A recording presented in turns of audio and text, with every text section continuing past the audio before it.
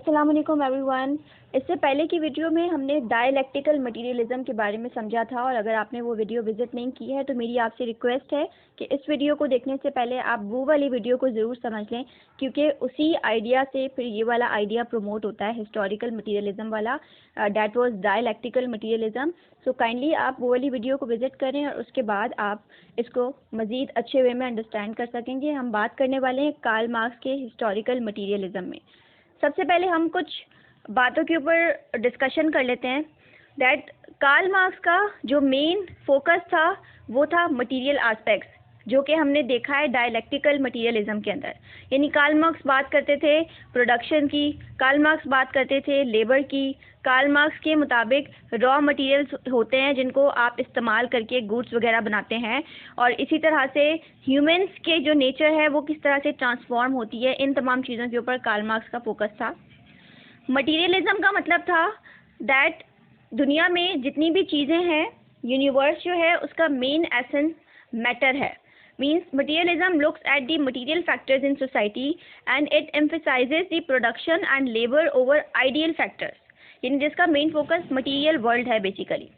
Historical में हम ये देखते हैं, हिस्टोरिकल जो टर्म है इसका मतलब है कि शुरू से लेके ओवर टाइम किस तरह से चेंजेस आए मटेरियल फैक्टर्स के अंदर, किस तरह से सोशल चेंज आता गया और वो चेंज पे मटेरियल फैक्टर्स को भी चेंज करता गया।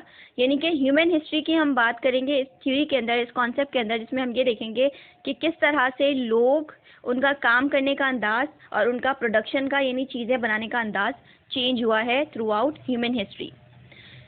इसमें हम बात करेंगे कुछ types of mod of production की, जिसमें ये 5 मेन मॉड्स आपके सामने लिखे हुए हैं, जिसके बारे में हम वन बाय वन डिस्कस करेंगे इस वीडियो के अंदर।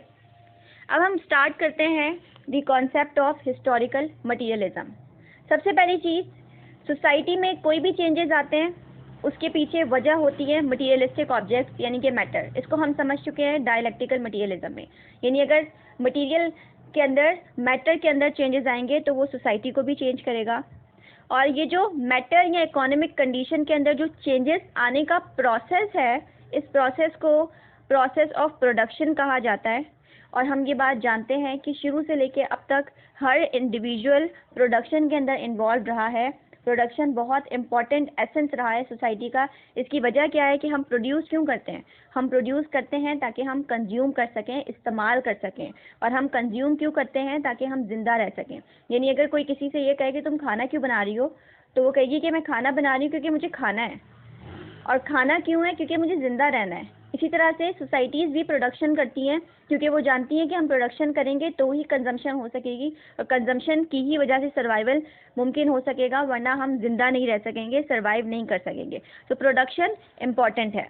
और ये जो प्रोसेस ऑफ प्रोडक्शन की हमने बात की है, ये 2 एलिमेंट्स के ऊपर बेस करता है।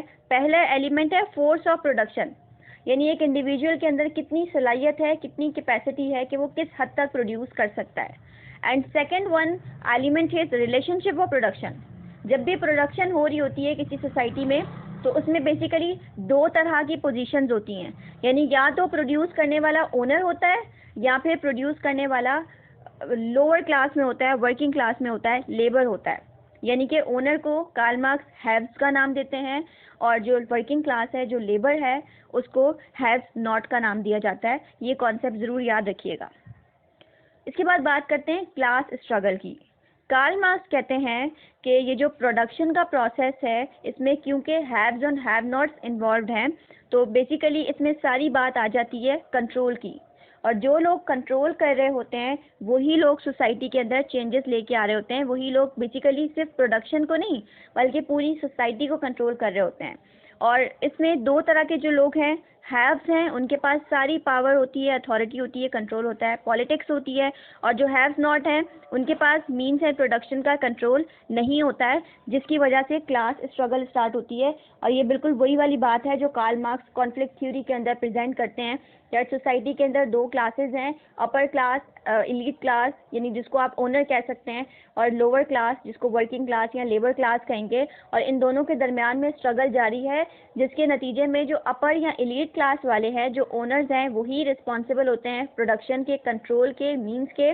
उन्हीं के पास सारा प्रॉफिट जाता है और वही लोग बड़े बड़े डिसीजंस कर रहे होते हैं, जबकि जो लेबर क्लास है वो एक्सप्लॉइट हो रही होती है। तो जो क्लास स्ट्रगल की शुरुआत होती है वो बेसिकली स्टार्ट से ही हो जाती है, क्योंकि हम जानते हैं ह्यूमन हिस्ट्री में थ्रू आउट प्रोडक्शन होती रही है ताकि सर्वाइव किया जा सके।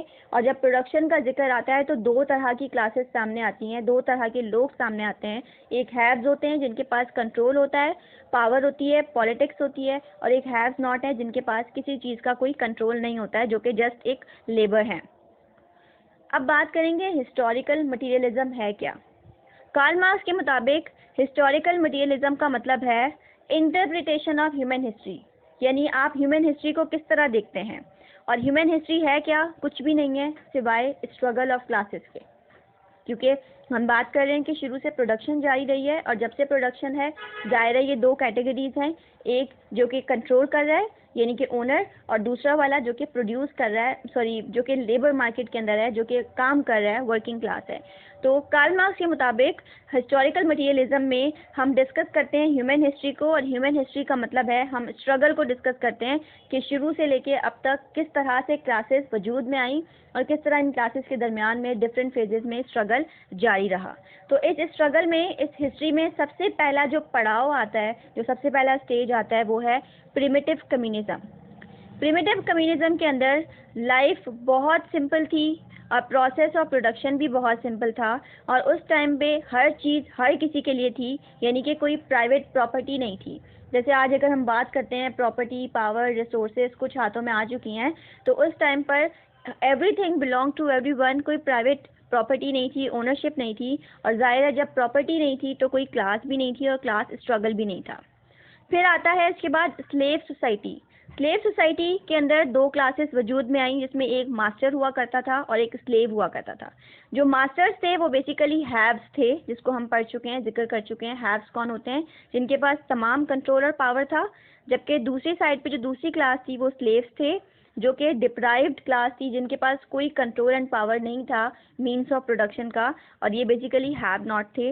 और यहाँ पे कॉन्सेप्ट शुरू होता है प्राइवेट प्रॉपर्टी का, और जाहिर है जब प्राइवेट प्रॉपर्टी का कॉन्सेप्ट आ गया तो फिर क्लास स्ट्रगल शुरू हो गई। इसके बाद आती है third society, that is feudal society.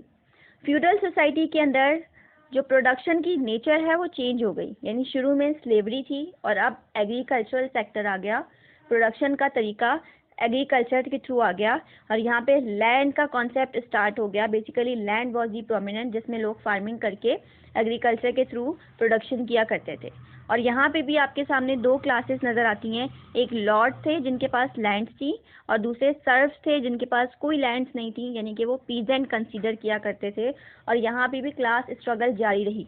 अगर आपने सोशियोलॉजी की ओरिजिन्स एंड डेवलपमेंट को कभी पढ़ा है तो उसमें आपने एनलाइटनमेंट के दौर के बारे में, फ्रेंच रेवोल्यूशन के दौर के बारे में ज़रूर पता होगा। यानी कि उस टाइम पर ऐसा दौर आया था जब फ्यूडलिज्म का राज था और फिर इसका डाउनफॉल भी आ गया था। लेकिन जब फ्यूडलिज्म उरूज पे था तो लोग यही समझते थे इट इज़ गॉड्स विल कि जो फ्यूडल की फैमिली में पैदा होगा वो लैंडलॉर्ड है, उसके पास सारी पावर एंड अथॉरिटी है, और जो उस फैमिली के अलावा किसी फैमिली में पैदा होगा वो सर्व्स हैं, पीजेंट्स हैं, गुलाम हैं, लैंडलेस लोग हैं, उनके पास कोई पावर नहीं है, यानी कि वो हैव्स नॉट हैं। तो यहाँ पे भी आप देख रहे हैं दो क्लासेस हैं और इसी तरह से इनके दरमियान में स्ट्रगल जारी रहती है। उसके बाद कॉन्सेप्ट आता है कैपिटलिस्ट सोसाइटी का, जो कि चौथा स्टेज है। इसमें क्या होता है कि अचानक से एक रेवोल्यूशन आ जाता है, दैट इज़ इंडस्ट्रियल रेवोल्यूशन, जिसके बारे में ज़रूर आप जानते होंगे। इंडस्ट्रियल रेवोल्यूशन में क्या हुआ था, again means of production change हो गए थे, लैंड से लेके फैक्ट्री तक। यानी अब फार्मिंग नहीं कर रहे लोग, अब खेती बाड़ी नहीं कर रहे, बल्कि अब लोग मैन्युफैक्चरिंग की तरफ आ रहे हैं। फैक्ट्रीज लग गई, इंडस्ट्रीज लग गई, मशीन्स ने होल्ड हासिल कर लिया।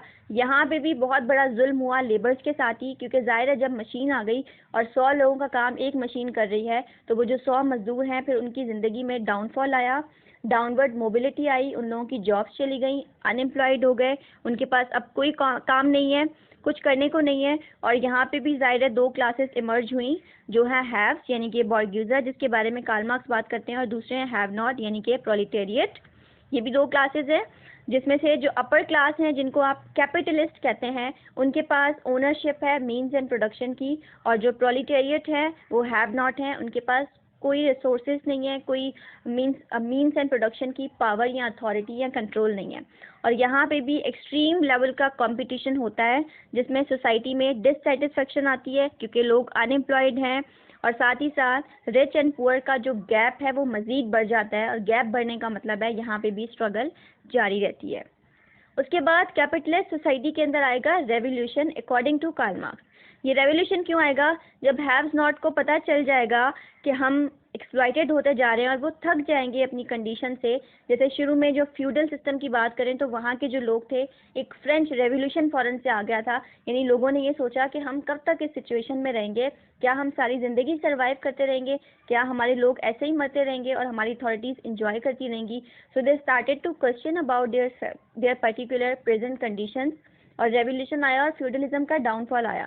तो इसी तरह से रेवोल्यूशन इन कैपिटलिस्ट सोसाइटी भी आएगा, जब हैव नॉट यानी कि जब प्रोलेटारिएट ये सोचेंगे कि हमारी कंडीशन वर्स्ट से वर्स्ट होती जा रही है, हम एक्सप्लॉइटेड होते जा रहे हैं, थक जाएंगे, तो फिर उनको जीत हासिल हो जाएगी।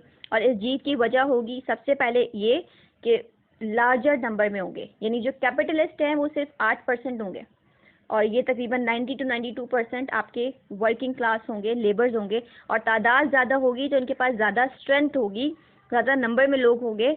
और फिर ऑब्वियसली साथ ही साथ ये जो लेबर्स हैं, इनके बगैर प्रोडक्शन मीनिंगलेस है, यानी अगर लेबर काम ही करना बंद कर दे तो ओनर्स किस काम के हैं? ओनर्स को प्रॉफिट कौन दिलवा रहा है? यही लेबर्स दिलवा रहे हैं। अगर ये काम ना करें, फैक्ट्रीज और इंडस्ट्रीज बंद हो जाएंगी, तो सारे काम किस तरह चलेंगे? तो यही चीज़ है कि कार्ल मार्क्स के मुताबिक रेवोल्यूशन आएगा कैपिटलिस्ट सोसाइटी में, और ये लेके आएंगे हैव्स नॉट। इसके बाद आएगी डिक्टेटरशिप ऑफ प्रोलेटेरिएट। ज़ाहिर है जो हैव्स नॉट हैं, जब वो हर चीज़ पे होल्ड हासिल कर लेंगे तो इसके बाद उनके पास कंट्रोल आ जाएगा मीन्स एंड प्रोडक्शन का, और कैपिटलिस्ट या फिर प्राइवेट प्रॉपर्टी का कॉन्सेप्ट रिमूव हो जाएगा सोसाइटी से, कोई प्राइवेट प्रॉपर्टी नहीं रहेगी, और साथ ही साथ हर चीज़ हर किसी के लिए होगी।